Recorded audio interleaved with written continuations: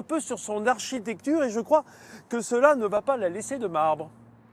De marbre, je ne reste jamais, Vincent, devant tant de beauté. Alors oui, je suis dans la cour de marbre du château de Versailles. Il faut savoir que au XVIIe siècle, en 1631, c'est ici que tout a commencé. C'est ici que Louis XIII, à l'époque, pose la première pierre de ce qui sera son modeste pavillon de chasse et deviendra le plus beau château du monde et le plus grand, celui du Roi Soleil. Pour en parler, je suis avec Raphaël, conservateur ici au château. Bonjour Raphaël. Bonjour.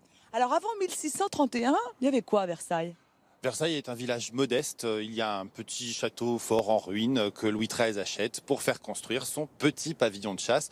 Nous nous trouvons ici à l'emplacement de la cour d'origine, même si les choses ont bien changé et Louis XIII ne reconnaîtrait probablement pas son petit pavillon de chasse. Celui qui va révolutionner donc Versailles, c'est Louis XIV au moment où il devient roi.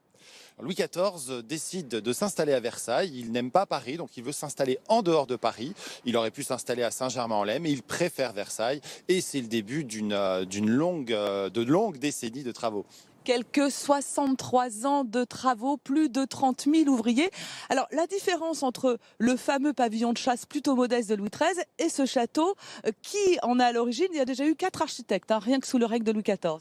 Oui, alors Louis XIV a usé même pas mal d'architectes, les plus connus bien sûr Levau et Jules Hardouin-Mansart. Jules Hardouin-Mansart qui a transformé cette cour pour la dernière fois. On lui doit d'ailleurs cette espèce de portique triomphal qui marque la chambre du roi avec cette pendule, cette horloge au-dessus. Et vraiment là on est encore malgré tout dans l'architecture de la première moitié du XVIIe siècle, c'est-à-dire la pierre de taille, la brique et le toit d'ardoise.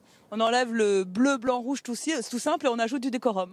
Voilà, c'est ça. Louis XIV va améliorer en ajoutant des balcons dorés. Il va faire dorer les toitures, ce qui a été refait récemment. Il va surtout garnir aussi les murs de bustes d'empereurs romains pour relever le lustre de son château.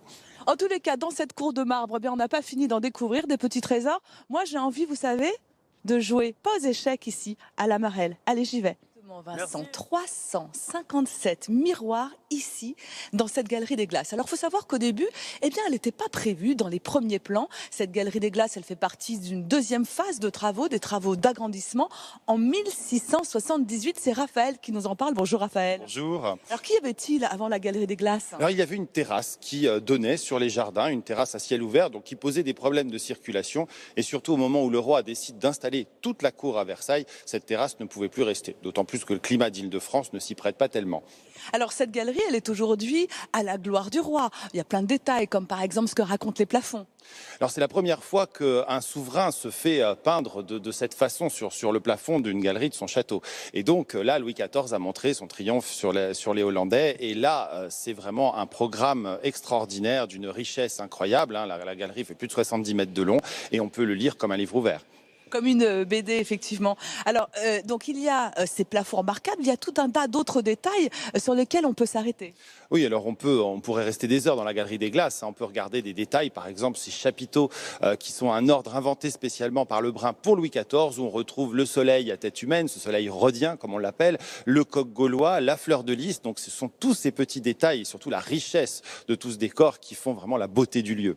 Alors il faut absolument vous immiscer ici, rester quelque temps, parfois même 2 heures, pour admirer tout ce qu'il y a de beau dans cette galerie des glaces et puis poursuivre dans les quelques 2300 pièces du château où on n'attend que vous.